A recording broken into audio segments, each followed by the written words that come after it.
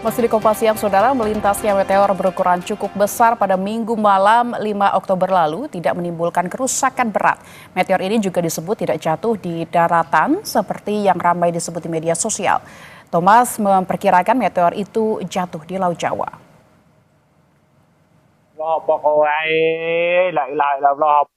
Melintasnya meteor berukuran cukup besar pada Minggu malam 5 Oktober lalu menunjukkan wilayah Indonesia rentan dari jatuhan benda antariksa.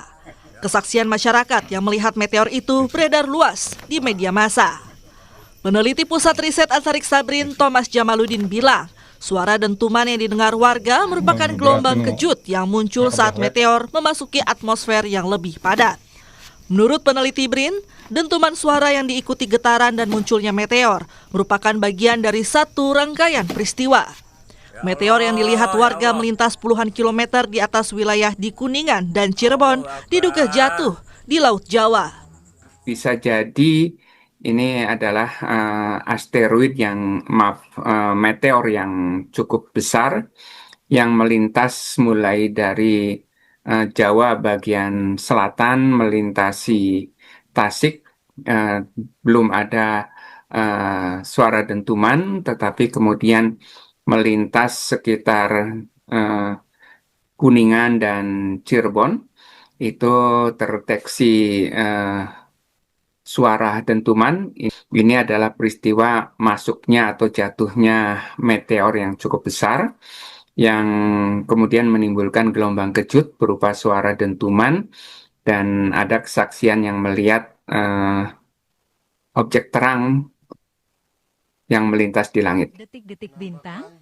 Sebelumnya, warga Majalengka, Jawa Barat mendengar suara dentuman bersamaan dengan kemunculan meteor. Warga mengungkap kemunculan benda itu berlangsung cepat. Warga menduga benda misterius tersebut adalah meteor. Sangat singkat sekali lah, hitungan detik gitu, sekitar 18:45-an lah. 18:45-an dengan suara dentuman yang begitu keras. Fenomena jatuhnya meteor juga diramaikan dengan munculnya informasi hoax. Banyak unggahan di sosial media yang menyebut meteor jatuh di sekitar area kilometer 219 tol Palimanan Kanci. Mereka bahkan memberikan narasi bahwa kebakaran itu akibat meteor yang jatuh dan menyebabkan dentuman hebat. BPBD Kabupaten Cirebon memastikan tidak ada dampak yang ditimbulkan dari peristiwa meteor yang jatuh, termasuk kebakaran di area tol. Dari hasil pengamatan yang kami di lapangan, dari Desa Beber, Belawa maupun Tol Ciperna tidak ditemukan kejadian jatuhnya meteor. Kami himbau kepada masyarakat tidak perlu panik dan tenang. Jangan menyebarkan berita hoax. Badan Riset dan Inovasi Nasional BRIN menyebut meteor yang jatuh di wilayah Cirebon tidak menimbulkan kerusakan berarti.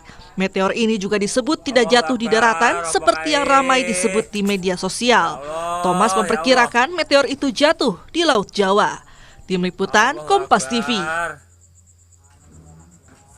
Untuk membahas fenomena jatuhnya meteor yang diperkirakan jatuh di Laut Jawa, kami akan membahasnya bersama peneliti ahli utama Pusat Riset Antariksa Badan Riset dan Inovasi Nasional BRIN, Thomas Jamaludin, yang telah bergabung melalui sambungan virtual. Selamat siang, Pak Thomas.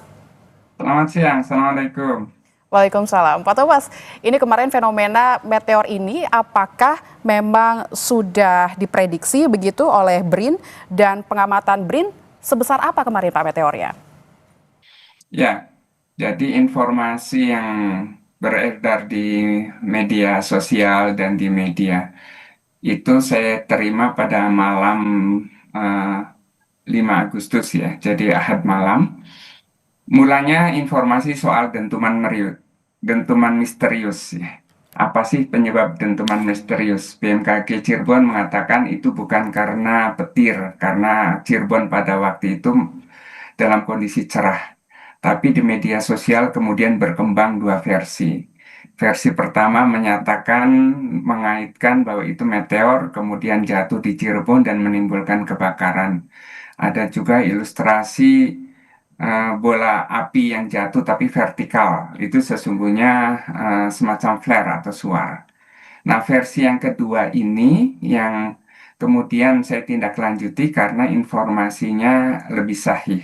Pertama terkait dengan video yang CCTV, bahwa pada pukul 18.35 itu ada ketampakan meteor yang melintas.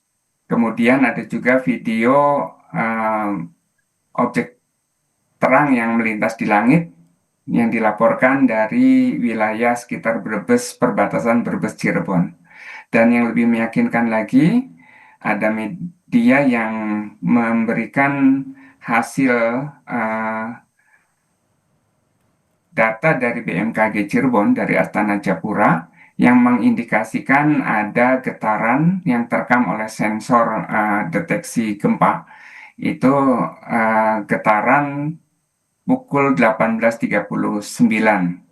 Jadi ini satu rangkaian yang kemudian saya simpulkan bahwa terjadi meteor yang melintas Cirebon, jadi bukan jatuh di Cirebon tetapi melintas Cirebon yang arahnya mulai dari dari dari selatan Jawa, kemudian melintasi Tasik karena ada saksi yang menyatakan melihat ada objek terang yang melintas di langit di atas Tasik.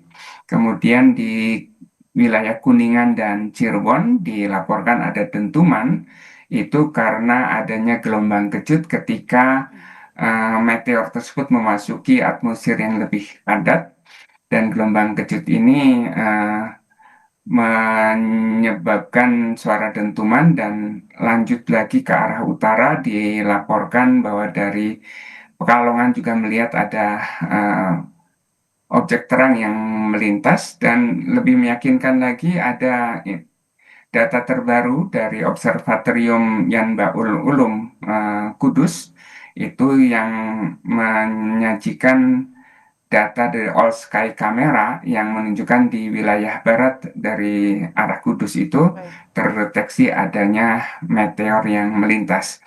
Jadi saya menyimpulkan bahwa suara dentuman itu berasal dari meteor yang melintas. Kalau dibandingkan dengan kondisi meteor yang jatuh di Bone 2009 dengan adanya suara dentuman dan getaran kaca rumah penduduk yang cukup kuat.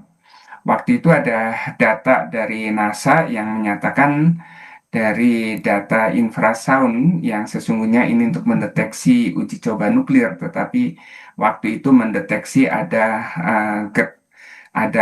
ledakan di atmosfer. Itu disimpulkan bahwa yang masuk atau jatuh di wilayah Bone 2009 itu adalah asteroid berukuran 10 meter.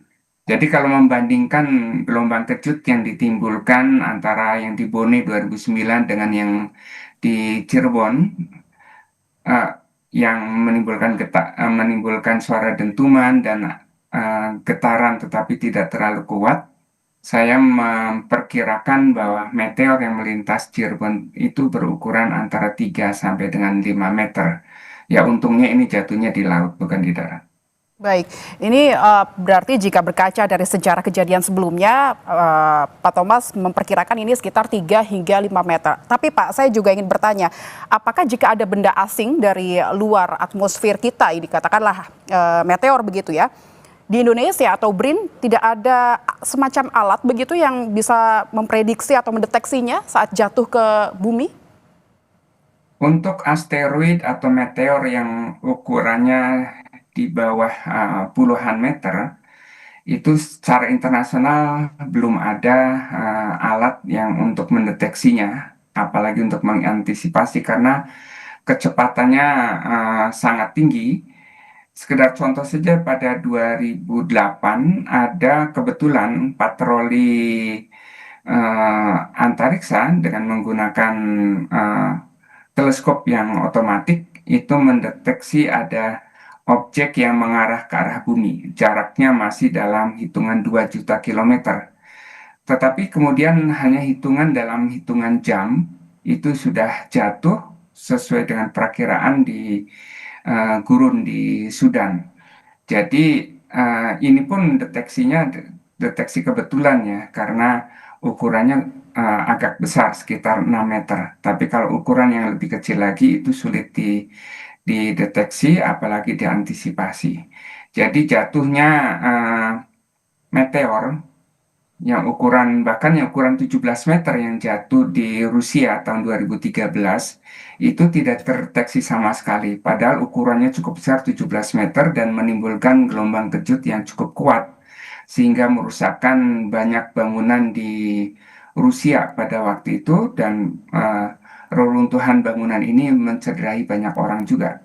Jadi di Rusia pun belum ada, secara internasional ya, itu belum ada alat deteksi untuk mendeteksi meteor besar yang bakal jatuh di suatu tempat di bumi. Jadi meteor besar itu berasal dari batuan antariksa yang mengorbit sekitar bumi, kemudian pada suatu ketika ini berpapasan dengan bumi, kemudian menabrak bumi yang kita lihat sebagai meteor jatuh.